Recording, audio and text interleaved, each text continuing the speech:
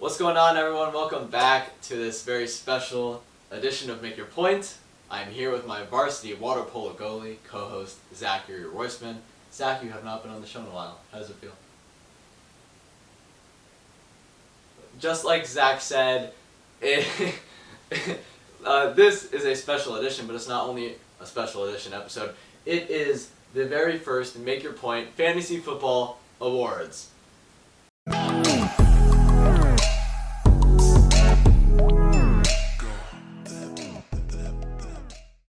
Zach and I are in a fantasy football league, which we have been in for 9 seasons with the rest of our closest friends from our childhood.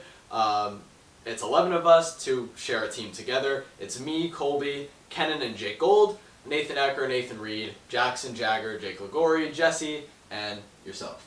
And we have so much fun doing this league all year, and we put so much effort into our teams and the draft especially, and getting together and just sharing that moment. Obviously this is our last one before we go off to college, so I think this year was a little extra special, but you know, we're going to keep it up. We love it. We love the sport, and fantasy football just makes it so much more fun. And with that being said, we thought that something more fun on top of that, on top of the season, was to do some end of the year awards or superlatives, if you will, on some of the things that took place throughout this season and how our teams ended up or how our players ended up.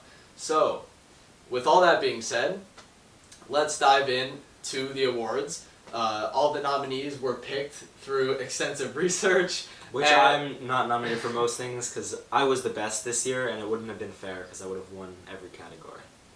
All of the nominees were picked due to either their ADP, their average draft position, their points that they scored through the year, just whatever really made sense. I going back into the waiver wire for best waiver pickup and seeing the ones who actually made an impact for teams and things. And I have nothing else to do with my life. Okay, this is what I do. I make stupid stuff for us. Enjoy it. The first one is the biggest bust, and there were some great nominees for great nominees for this bad award. Great at how bad they were. And these were the 5 nominees for biggest bust with no injury at all. Allen Robinson, Robbie Anderson, Mike Davis, Kenny Galladay, and Cortland Sutton. Biggest bust goes to Allen Robinson. Allen Robinson was actually drafted in the 4th round by Jagger. 4th round. He finished at wide receiver at 89, scoring 68 total points this year. That is a complete drop from the projection that he was supposed to be, or the player that he was supposed to be before the season started and during the draft process. I think the Bears overall were a huge disappointment this year, but what do you think about Allen Robinson being the biggest bust over the other nominees? I voted for him. I think he was a pretty big bust. Also, players, there were other players who we didn't know were going to be this bad, but there were also players who we didn't expect to be as good as they were at all. True. And these are those players. Breakout players. Breakout players of the year. Jalen Hurts, Cordell Patterson, James Conner, Hunter Renfrow, Cooper Kupp, and Deebo Samuel. Breakout player of the year goes to Hunter Renfrow. Hunter Renfrow finished as wide receiver 15, scoring 213.6 points this season. Comeback player of the year.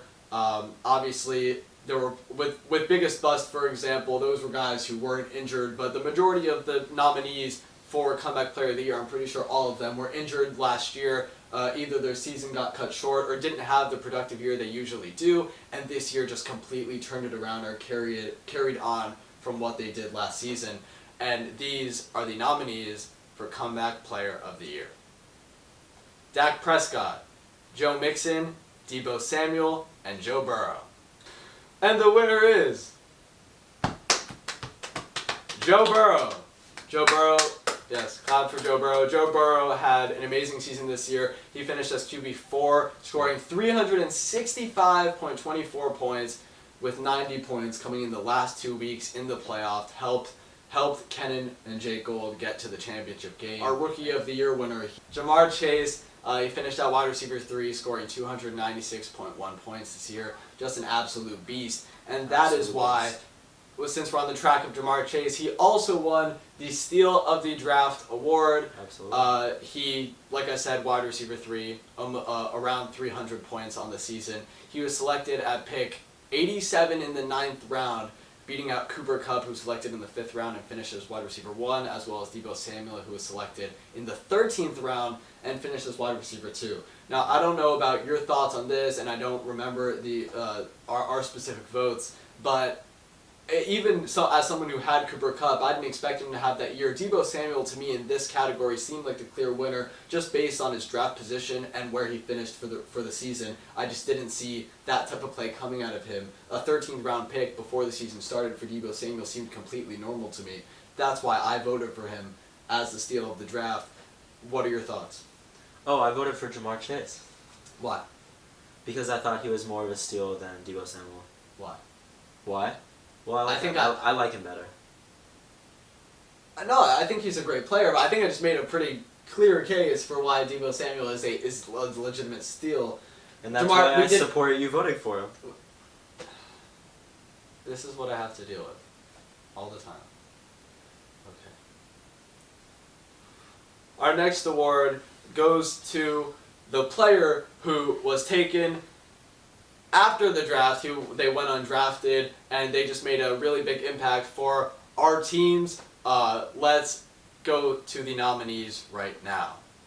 Dalton Schultz, Elijah Mitchell, Cordarrelle Patterson, Marquise Brown, and Hunter Renfrow. And the winner is... Hunter Renfrow. Again, we got to look at the best fantasy players for this season. Let's go to the nominees. Cooper Kupp, Mark Andrews, Jonathan Taylor, Deebo Samuel, and Austin Eckler. And the winner for MVP is Jonathan Taylor.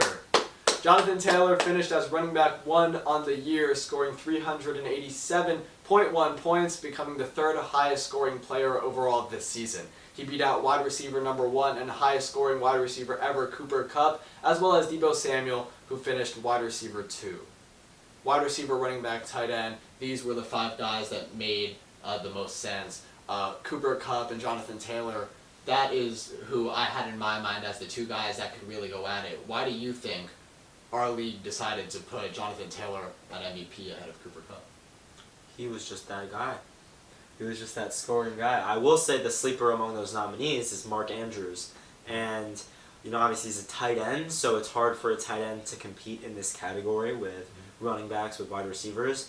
But, that's a player who really caused me to lose a game against when he was playing against Miami. So that was tough for me, and I didn't really get over that. So yeah, that was my 3rd choice of who to win MVP after Cooper Kupp and Jonathan Taylor, who I thought was easily the best. Yeah, Jonathan Taylor had a great season, by far the best running back of the year. Did you vote for Cooper Kupp? I voted for Cooper Kupp. Now, did you have Cooper Kupp on your team by any chance? I did have Cooper Kupp on my team. Right.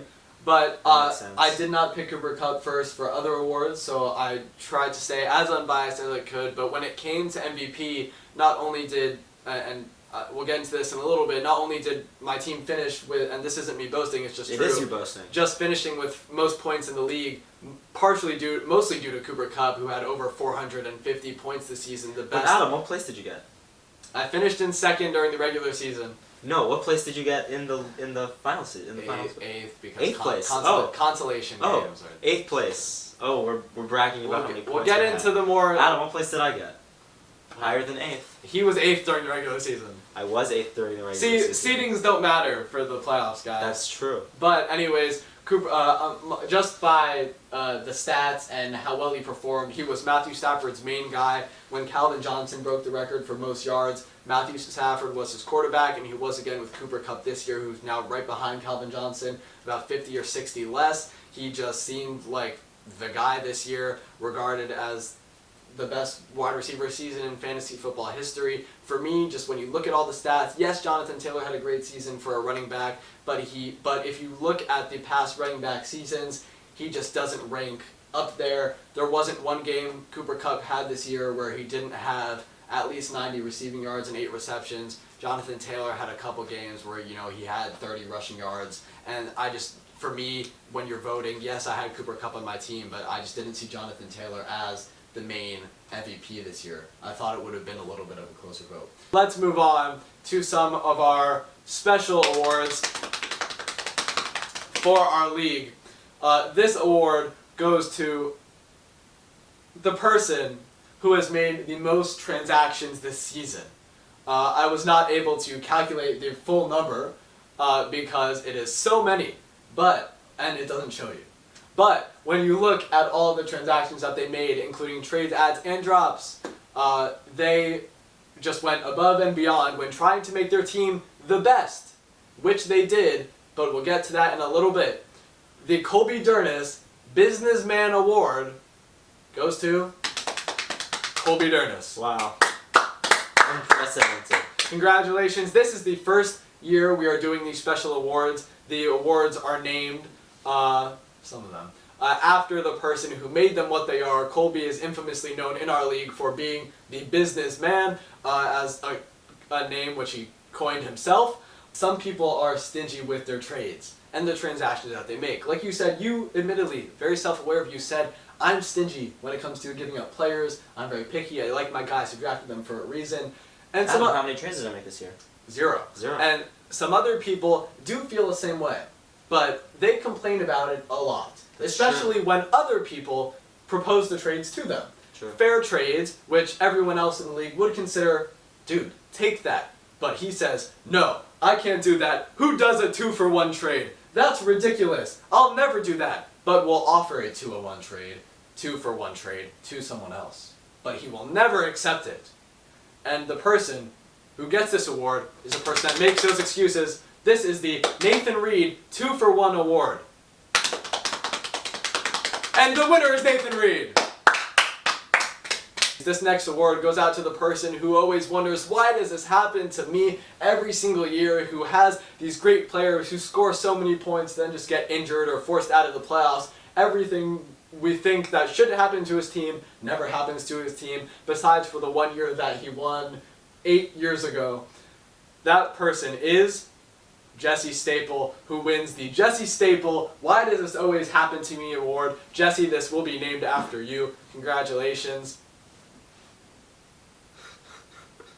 That's on camera. Yeah. That's going on YouTube. Okay.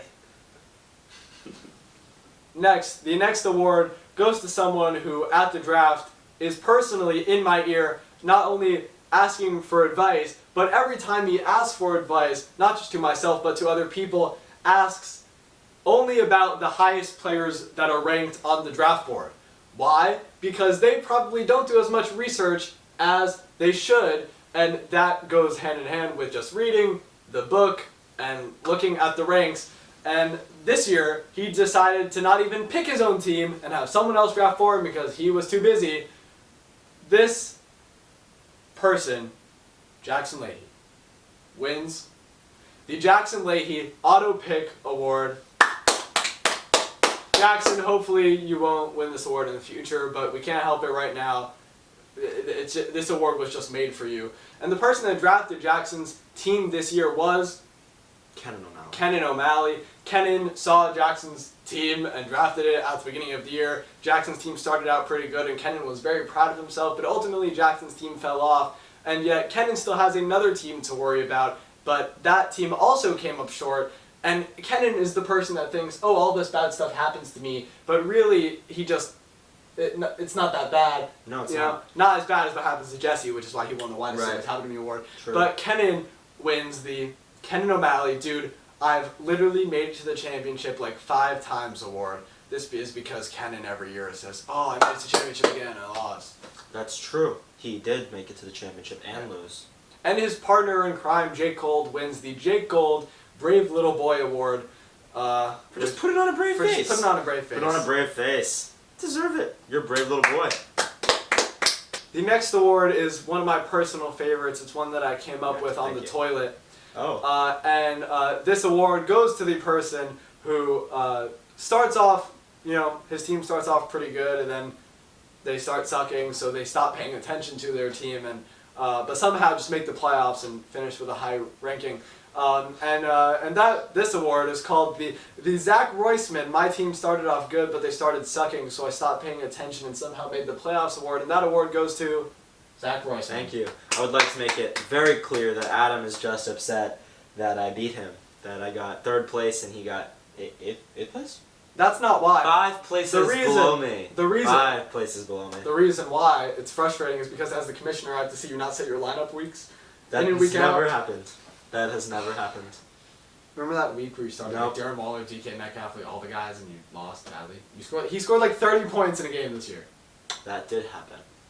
The next award is to someone who most years doesn't make the playoffs. This year he did, but everyone else in the league always wonders how this person manages to win any games or a lot of games in some years. Don't really understand it. He's won the league twice, and sometimes I still have to wrap my head around it. One time, the first season we ever did the league many years ago, he won the league first place, but finished the regular season with a 2-11 record, I believe, and still won the championship because at the time we were limited on managers in the league and just starting out. But he won, and it's on plaque. So the Jake Liguori, how has he won the league twice award goes to Jake Liguori, because how has he won the league twice? Don't get it, but it happened. So this is my personal favorite. We talked about kind of all of these awards for doing the best one, and this one goes to somebody who he really did. And, you guys might already know who I'm talking about because, this season was just, it was like that, it was really like that. That's going to be the Nathan Ecker Award, and drumroll goes to Adam Avin. Oh, congratulations. My God. Adam Avin. Thank you so winning much. The Nathan Ecker Award. This is a great honor for me. 2 more things before we move on real quick and end this special Fantasy Football Awards ceremony of Make Your Point. We've been away for a while, so it's good to be back, and hopefully we can film one very soon. But for right now, I'm going to end off this award ceremony by telling you the end-of-year loser and champion of our Fantasy Football League. Even though I feel like we might have already said it. No, I haven't actually. Oh, we didn't say it? The end-of-season loser, meaning they lost in the 9th place consolation game to secure their spot to have this year's punishment, goes to Jesse Staple. Woo! Who is also the winner of the Jesse Staple Why Does This Always Happen to Me award. Yeah, see, it shouldn't have happened, but it did. His team was led by Dak Prescott, Najee Harris. Sad ending for Jesse, Very sad. but a not-so-sad ending for our champion. True. Yeah. Oh, the champion is Colby. Colby! Yeah. Colby's team was led by Derrick Henry earlier in the year. Obviously, he fell to injury. Had Justin Herbert, Nick Chubb, Keenan Allen.